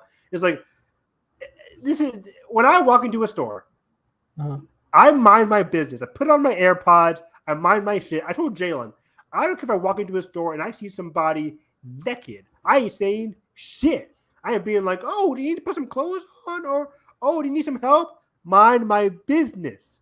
Unless it's like a lost kid or something. That's like, okay, I'll help you out. But like a grown-ass adult who is maybe just leave your card, like, and just back up. Yeah. I'm gone. But it was very funny the way she kept poking and prodding Hardcore during this sequence here, and she just popped off on her. At the end of the sequence, we do see her look at the flyer. She might be in need of a job. She might come back there. It reminded me of Bad Guys 2, where Fox was like, "Hey, can I get a job at this bank?" She's like, "You robbed us 3 times. Why are you coming back here?" Oh, that was this week. Everyone watch Bad Guys 2. It's really good. But yeah, I'm like, she just went off on like one of the other employee dudes in there. I was like, that's probably not going to help your case if you want to get an interview there. Yeah, well, I think that was just like another customer, but yeah, that was funny though. She called it was the employee guy. He was wearing an apron. Was he? Yeah. I couldn't tell. He was behind the aisle. He was working on an aisle. He wasn't just shopping. I think that was an employee guy. I don't think so. You don't think so? What else did we do? You're right about the Supergirl. I think it's a sheep, Evan. I don't think it's a goat. I know what the title says. Ignore it. You were right about the Supergirl trench coat thing from episode 1. I'll just show you like detailed high-res gifs to prove my right. But again, maybe you find a high-res gift. It felt like that was an employee at the shop. Maybe not. But either way, probably not going to like her chances applying. Long-term prediction, I think by the end of this season, they'll come together, whether it's within Argus or some kind of other group that Adebayo creates herself. Because John isn't like his position. Adebayo is out of a job. Hardcore is out of the job. They need some kind of job outside of Argus who is continuing to be manipulative. As we see in this episode, Tim Meadows' character is assigned not only to watch Peacemaker, but to watch John Economos watch Peacemaker and not tell John the second half of the mission, which is like to basically invade Peacemaker's home. So Argus is just like peak manipulative compartmentalization within their own operatives, which isn't great. And of course, the big thematic flaw is that it's run by a guy with an agenda and Rick Flag. So it's like these Argus was not great in season 1 and is still not great under Rick Flag. But there are seeds of like, this guy is kind of like sus, as we get with Rick Flag's assistant. I forget her character's name, but the hot woman who's working for Rick Flag. She was like, are we why are we tracking Peacemaker? He's kind of like he helped us out with the alien incident thing, Project Butterfly. He's like, I don't give a shit. So we'll see what happens with the whole bad Argus scenario. Yeah. But that's it. In general, I like where Chris is going this season. I like his conversations with Adebayo as well, just him like lamenting his position, and Adebayo making fun of his position. But yeah, overall, the party sequence at night, very, very fun sequence. I love this camaraderie. I love the chemistry between the main cast in this scene here. Yeah. And again, the big thing is like Harcourt. Chris is emotionally like connected to Harcourt, obviously, that he likes her, but you can also tell, like, I'm assuming, without saying as much, like he says, like, I'm assuming you went to a bar that we visited a couple of times, where you walk in, you're looking for a fight. Like, he immediately clocks what Harcourt is getting herself into, which is kind of very, very good eyes for Chris. Yeah, and also I like in the scene that, you know, Harcourt is like kind of like projecting onto him what he believes everyone's viewing her as, and Chris could very easily get upset back, but he doesn't. He understands that he's frustrated at the situation where the conversation goes, but he's not yelling back. He's not trying to make things worse. Things are just presently bad. They're bad for Harcourt, and she's just not in a place to connect as she probably needs to. What do you think, unless you have something else to add, like what do you think Harcourt's, what's going to push her to be more open with Chris? Chris is going to be gone for the foreseeable future, at least episode 3. We do know from the trailers that, like, Argus comes up to her to spy on Chris, maybe. So we'll see her, like, be pressured. And usually when that happens, she's like starts to be pressured to spy on Chris, then she'll learn to sympathize with Chris again and some more. But I don't know what's going to be the trigger for her to, like, come around and be more open again. It might just be his absence from the universe until, like, she really, like, realizes, starts to have, like, those reflections, realizations, like, none of the actual friend group really comes to hang out with me and comes to visit me, but he always did. Like, he wrapped up my hand. Like, there was that time on the boat. We didn't see it, but, you presume that was probably a very more meaningful night than she's letting on. I would love to get a flashback to that sequence. We don't need it, but that'd be cool. But yeah, I'm loving their relationship so much. Like, you're 100% right. She is projecting. And again, Chris is like, again, very understandable and empathetic. Yeah. Yet he gets drunk, comes back home. Oh, by the way, let's talk about the amazing peak Eagly sequence here. As Eagly, we mentioned Bird Blindness at the top here, but like Eagly comes in and wrecks shop. Terrifying, so terrifying. You know how sharp those talons are. I loved it. That is horrifying, but so cool. I was clapping and cheering. He pecks out an eyeball on a whim. Yeah, that was Encino Man's eyeball, right? Maybe, yeah, just like right outside. I watched it back again. There's like a pop noise. Oh god. Oh god, no, I didn't hear that. What is with James and eye stuff? God damn it! Right. So yeah, picks out the guy's eyeball, beats the crap out of the blonde guy, like gets him knocked out, but then like pokes, homegirl's neck. Yeah. Which was like she was like bleeding out a little bit. She'll be fine, but like that was dangerous. Yeah. I was worried for a second for Tim Meadows. I was like, me too. I was like, don't kill him off, James. I was like, I think I've only seen these scenes he's in the trailer, and that's it. Yeah, I was so nervous, but yeah, he gets knocked out. I was like, oh my god, did he die? But no, he wakes up. He's like, oh fuck, we gotta get out of here. Because Eagly dove right at the lens. Right at the lens. That was a beautiful shot too. The direction of these episodes are really, really good. I don't know if James Gunn is directing these episodes. I think he did episode 1, but maybe episode 1. This is a different director for the second one. Big director. I can't remember the name, but like significant director.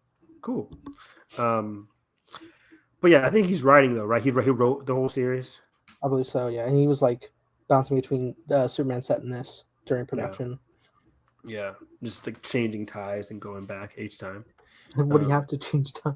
Yes. just the DC tie. Yes. He has to change into like he has to go into like the Superman revolver. He puts on the Revolving Peacemaker door. suit every time. Yes. He's like, I'm ready to direct. I'm ready to write. But yeah, the whole Eagly sequence was just phenomenal. I love the Eagly character. Tim Meadows is a breath of fresh air for this franchise or for the show. He's so good. He fits so perfectly in this. Every single line, the Pokemon. I had 2 girls on my D when I was, during this time. I was like, Post what? credits. The post credits was great. It's like, what were their names? Answering very straight every single question. Where I'm like, I guess it's real. Me too. I was like, okay, I guess he's just like. I figured he'd be like, no, I'm just bullshitting you. But no, he knew their names. He knew everything. It was fucking hilarious. But I guess like if bird blindness was real, everything's real. Yeah. Oh my god, the bird blindness guy again, guys. I was in tears because it's like it being teed up so perfectly in that sequence is just perfect. So, but yeah, I do really like this direction of Chris is drunk and he texts the other hardcore, but the message won't send outside the universe. So that's what he decides to go over. And then it ends up sending through, all while he's in like the other room, and like you hear his dad talking with his brother, trying to track down where Chris is because he went missing for a bit, and that's very unsettling. But Chris is kind of like focusing in on that, but he's drunk at the moment, so he's like trying to wrap his head about where he's presently at. And then he gets a message from Hardcore with a follow-up emoji that makes him think like, oh, I think there's something to do here. He says, hey, she means says, hey, followed by a heartbreak emoji. Yeah. As in like, I presume like, What do you think? I think it's insinuating that, we're not in a bad place, or like you left me in a bad place, but like we know that she wants to reconnect. The one in this universe, hardcore in this universe, Malia, I think is her name, right? Malia. Maybe, yeah. I think it's Amelia. Emilia, yeah. It's her name here too. She was going out because the brother mentioned like, man, you lost her, right? So we know she was going out with some. Either she was going out or she like broke up with him. But then she texted back saying heartbroken. So I don't know if she's in a heartbroken state and needs Chris to for emotional support, or if she wants to get back with Chris. But we'll see next episode what's going on here. See what kind of hero he can be in this universe compared to the other one. Man, it's gonna get so messy. It's gonna get so messy, and they're gonna be so upset when they learn eventually, inevitably, this isn't our brother. This isn't our Chris. So oof. And hopefully, when they realize this is like not their Chris, he'll realize like I need to go back to my world. Yeah. We'll see what happens there. But yeah, fun episodes of Peacemaker. Yeah. So yeah, I did find some Marvel stuff we could chat. No. Go right ahead. Similar to the last time, our boy Alex at Cosmic Circus has another Q&A about some Marvel stuff. Oh, cool. Let's go through some of those. Let's do it, man. Let's get in the Marvel banner, baby. So first off, he had a question about Wonder Man. Oh, about Wonder Man. What about it? So the questioner says, recently, Arian Moayed was announced to be returning as Agent Cleary in Wonder Man. He is the DODC agent from Spider-Man and Miss Marvel. Okay, yes. Yeah. They ask, what is the role of the DODC in Wonder Man? Are they just side antagonists, or are they more integral to the story? And he says, literally copy and paste his role from Miss Marvel and She-Hulk. Because he was in She-Hulk as well. So, same shit. Yeah. Question about X-Men. Questioner says, I'm certain this will not be a hard and fast rule like what is imposed on the MCU Spider-Man movies, but with the X-Men arriving in the MCU with Drake Schreier's film, what MCU characters would you want to see crossover into that movie? Like I said, personal ask. But he also says, I don't see any MCU characters crossing over the X-Men films until we get actual crossover films. As for who he'd like to see, you'd probably start with Miss Marvel. Miss Marvel will be the best fit. In terms of MCU-ish character that can go into that movie, X-23 will make a lot of sense. Daphne Yeah. Keane can show up in the X-Men sequel. That would make a lot of sense. She is joined the X-Men squad a lot of the time. Yeah, totally. Which characters are you most excited to see adapted into the MCU's version of X-Men? He says Nightcrawler and Gambit would be cool. I didn't vet these questions before hopping in. I just found the article. No, yeah, you're fine. You said Nightcrawler. Who else? Gambit and Uh, Mr. Sinister as an antagonist. Mr. Sinister is a lock because we haven't seen him. Yeah. Nightcrawler so soon after returning, seeing homeboy, what's his name? Alan Cumming. Alan Cumming. I don't know if he'll be in the initial X-Men team, to be honest. I don't know. I would say below 50% chance that Nightcrawler is in the OG X-Men reboot movie. I don't think so. That's just my guess. Because Nightcrawler isn't an OG X-Men, is he? I'm sorry, I'm not the biggest X-Men like OG comic fan. Not off the jump. He comes like 5 or 6 years later, right? Probably because like the very the first class of X-Men was Scott, Jean, Beast, Angel, Iceman? and Charles, and Iceman. I think Iceman, Angel, Charles. Wait, did you say Storm? No, I said Beast. You said Beast. Yeah, Beast. Yeah, those are the like Jean and Scott confirmed, Charles confirmed, right? But like Beast makes sense. Again, it'll be so soon. We're getting Kelsey Grammer back. It's so funny. Beast in the first like issue of X-Men is not like the blue animal. Like is he not? He's just kind of like a kind of a not Hulk size, but like hulking dude with like primate feet, pretty much. Oh, okay. But yeah, and then Bobby Iceman is coming back for sure because we haven't seen him since like 2005 with the X3. 2014 even with Days of Future Past in the 2014. Future. Yeah, but like he wasn't in the rebooted Steven Spielberg movie. Yeah. Right. Yeah, or him or Rogue, which like I would definitely like want to see. Basically like everyone you got in 97, I want to see here. Rogue is back. Yeah, Rogue is back for sure. We need because like to like actually do like Rogue and Gambit romance, like do Rogue properly. I go sub 50% chance we get Gambit in our first movie. I don't think so. Maybe not the first movie, but I could see him coming around. Yes, for sure.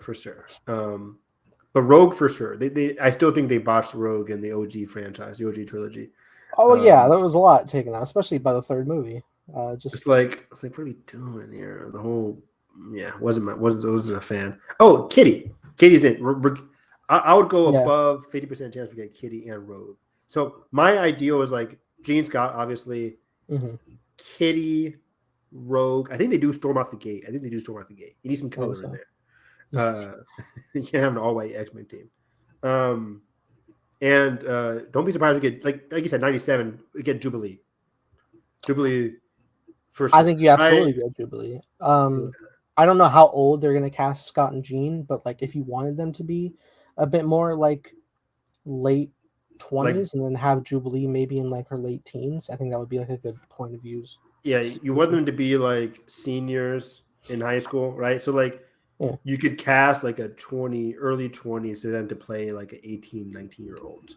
While everybody else is like kind of like young. Because again, I'm still envisioning like most of their ages are going to be like Spider-Man 2017, like Tom Holland's age then, when he was just like Tom Holland was cast when he was like 18, 19. Playing 15. When he was playing like a 16, 15-year-old. So that could work. Continue. Sorry.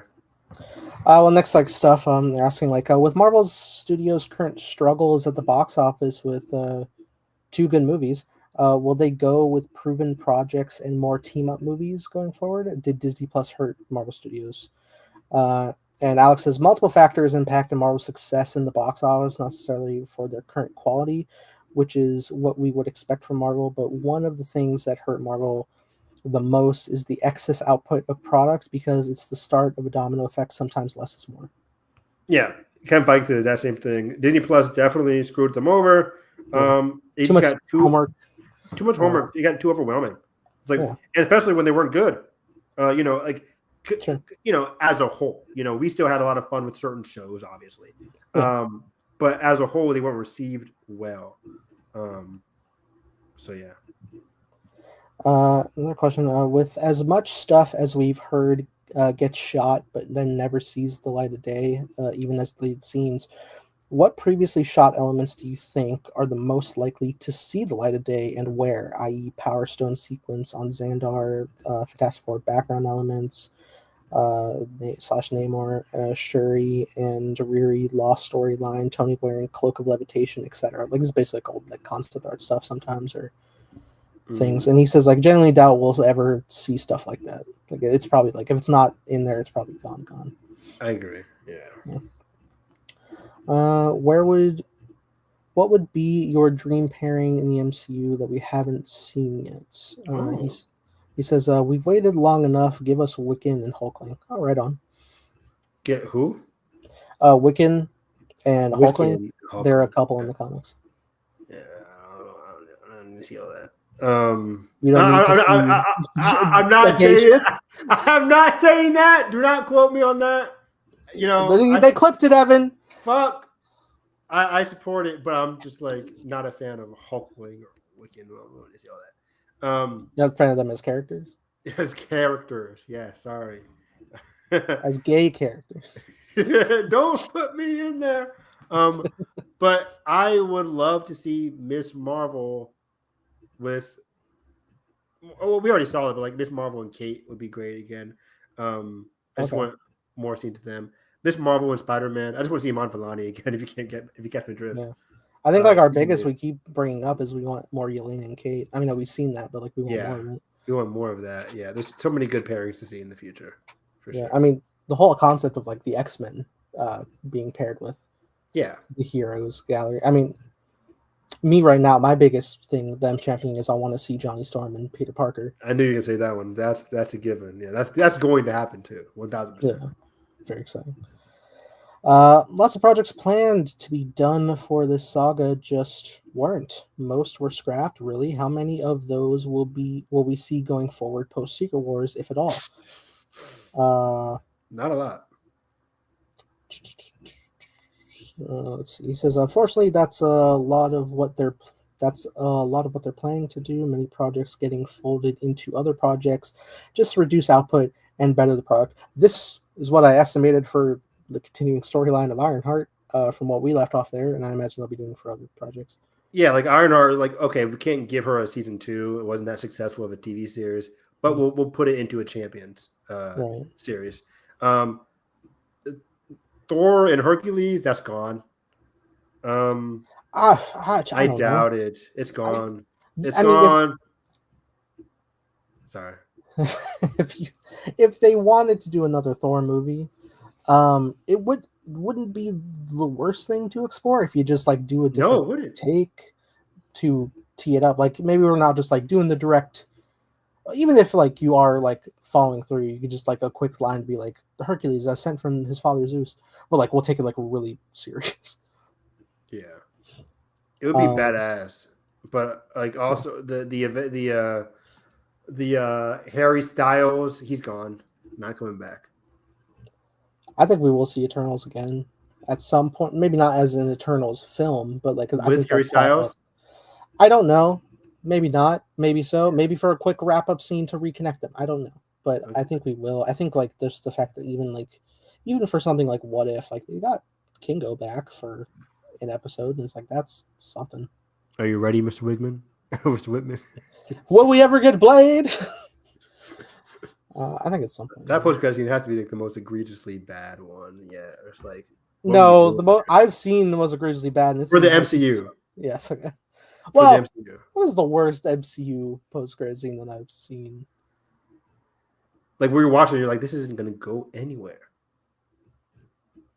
I couldn't even tell that was Mahershala Ali. I was like, that Jeffrey Wright? Who is that? I thought it was Sam Jackson for a second because that's just how I heard it in the speaker. It was just so out of nowhere that I was like, so out of nowhere. My brain has to register. I've never heard Blade. I've heard of Mahershala Ali before, but I'm not expecting him in Eternal. So I'm like, that didn't sound like Mahershala Ali. I think, but once you tell me it is him, and I rewatch it, I'm like, okay, I can kind of hear it now. But like going out of the theater, I'm like, let me look this up because who the fuck was that? It could be anybody. Yeah, that was a bad one. Honestly, I think the Thor Hercules post credits is probably like my most whatever that I've visually seen for a post credits. Yeah, I'm more intrigued about the idea of from that movie when Jane goes to Valhalla because she reincarnates as a Valkyrie in the comics. I disagree. I was going to that was a bad one for me. It just Really? like she dies, and then it's just like it's treated as like where am I at now? I was like it was treated so jovially. No, I'm like, it's not. what are you doing? Yes, it is. Yes, it is. Well, it didn't tee up of like get back on the horse. Like that's not what they do. They're just like she's an actor. She's with Heimdall, who we very much lost in Infinity War in a very serious way. Yeah. Okay. You think Loki's up there? No. You don't think Loki's in Valhalla? He's in hell. No, I'm kidding. No. Sure, why not? Great. Are we getting more projects for global heroes? I'm really tired of seeing the US all the time when there's a huge amount of foreign characters to be introduced or to explore. Alex says Shang-Chi 2 and Black Panther 3 are alive and well in development, as well as Strange Academy. Strange Academy. I'll believe Strange Academy when I see it. But will you believe Shang-Chi 2 when you see it? Or will you take it at face value? How's it been so long for that? But yeah. Those both of the movies have globe-trotting appeal. So. All right, another one is it's been reported by you and other sources that Marvel has plans for Luna Snow in the MCU. Can you share any information, details on what those plans are, like what projects she may be introducing, or anything you can share? Alex says, not really. I'd say it's more general interest in the character than anything. Now, the character Luna Snow, did I hear right that she's not a comics character and she was made for the Marvel Rivals game? I thought she was made for Marvel Rivals, yeah. So that's interesting, which is like not unheard of, the idea of like introducing a character into a property that then goes into the main Marvel stuff. Like apparently the character Coulson, I think, was more so made in the MCU that he got integrated into the comics because he was so popular. And he's been great. So yeah, I think I would love to see Luna Snow though. That'd be really cool. I think that would grab a lot of fans too, or a fan of Marvel Rivals, which is blowing up. Yeah, right on. You ever played that? No, I have, but I'm not good at it. I'm not good at those kinds of like Overwatch style games. Yeah, I don't think there's too much going on to keep up with that. Like, I don't think I can physically do it. I'm good at too much going on. I play Battlefield religiously. Like Battlefield, helicopters crashing, buildings blowing up, tanks blowing up bridges. I'm good at that shit. But I'm barely good at Battlefront. I don't think I could do it. Yeah. Get Battlefield. We can play together. Yeah. You need a PS5 first. In 2 more years, I'm sure. When the PS6 starts, you get a PS5. That's literally like I'm usually like 2 years behind the next console is when I upgrade. Nice. Do you know if Marvel has any plans to introduce more obscure heroes, either in live action or animation, such as ones popularized by Marvel rivals, such as Squirrel Girl or Jeff the Land Shark, or ones from the comics, such as Gwenpool? We don't need Gwenpool. Please don't do Gwenpool. Alex is funnily enough, I heard they want to use Jeff to replace Baby Groot as the kid commercial-friendly character for the MCU. I can see it. Bullshit. I can see it. Bullshit. Okay. Why? Bullshit. Why? It's a baby shark. Okay. It's a baby tree. You think that shit had more validity coming out of your mouth? No, you're right. It's all weird. Marvel's first flop, they keep saying. I just don't know where you could possibly put in a baby shark and make it seem cool. Unless James Gunn comes back. In with Namor in Black Panther 3. Hell yes. Hell yeah. See Ryan Coogler talk about baby shark would be hilarious. It would be so funny. He's actually like paired a lot with Deadpool in the comics usually. Oh, cool. Is Silver Samurai in the plans for the MCU to appear? Now we talked about rumor for Spider-Man. What do you say? Alex said, "We'll see, won't we?" Which is so vague, which now makes me think he's in Spider-Man. Yeah. Again, he seems like a montage kind of villain. Probably, and more of an X-Men. Like that's a whole arc for Wolverine living in Japan with Morrigo. Exactly. Which I got a whole movie. Have you heard anything about Blue Marvel possibly coming to MCU? He says nope. I'm not familiar with that character. Not my favorite character. He's in like the Ultimates run, not the recent like Ultimate Universe, but like there was a group called the Ultimates with Captain Marvel, this Blue Marvel, and Monica Rambeau. They were very powerful beings. It was more of a alien cosmic kind of run. He's very powerful, but he's not my favorite. Do you think it's something that maybe would have had a better chance if the Marvels did well and they made a third The Marvels? Yes, for sure. Yeah. He probably changed his name too. I don't know to what, but yeah. They asked him what project he's most excited for. He said that is announced. Shang-Chi 2. He said that that's announced. He's most excited for a brand new day, Doomsday and Secret Wars. That is not announced. He says a project called Judgment Day. Oh, Terminator 2, Judgment Day. I love that movie. Absolutely. Arnold's back in the MCU. Arnold's back, baby. Who could Arnold play in the MCU? He could play. I guess my favorite would be Colossus. Would be funny. My most anticipated would have to be Shang-Chi 2. Shang-Chi 2 doesn't count, I guess, it's not officially announced. But for unannounced. Brand New Day, and I guess the X-Men movie are my top two. And then followed by Secret Wars and Doomsday. I'm just so trepidatious with how that's going to go. But Black Panther 3 is officially announced, actually. So yeah. So yeah. I'll go Spider-Man, Black Panther, X-Men in that order. Yeah, obviously Spider-Man's had such talking. I am quite excited for Doomsday because it's no matter what the outcome is, it has every character I like. So yeah. Just by that nature, just seeing them interact because it's been years. It's been 8 years since an Avengers movie when it comes out. I get it. Yeah. I feel you. You feel me? Anything new with Star-Lord? A little tease. And he says he'll be back and will build a new team of unlikely heroes, but not the Guardians of the Galaxy. Oh, interesting. I like it. I wonder if that falls into the idea of the concept art we saw with him with the Young Avengers. Oh my god! Not that he forms the Young Avengers, but maybe if that could be a stepping stone to. Don't do that, Chris. But that's interesting. I really like the character Peter Quill. He's probably some of the best characterization the MCU has had. I agree. Yeah, you're right. Which comic book adaptation of any character team would you like to see? Alex says he wants to see, for Marvel, Midnight Suns, and then he threw in some DC in there and said he wants to see the Teen Titans. Teen Titans is going to be my shit. Oh, yeah. From the writer of Supergirl. You're right? Oh my god, let's do it.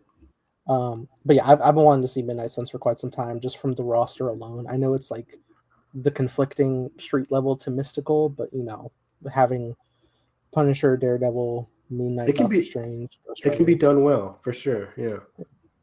Do you see it more as just a Marvel presentation or as a show or a movie? I see it more as a presentation. I don't think it has movie box office quality at all.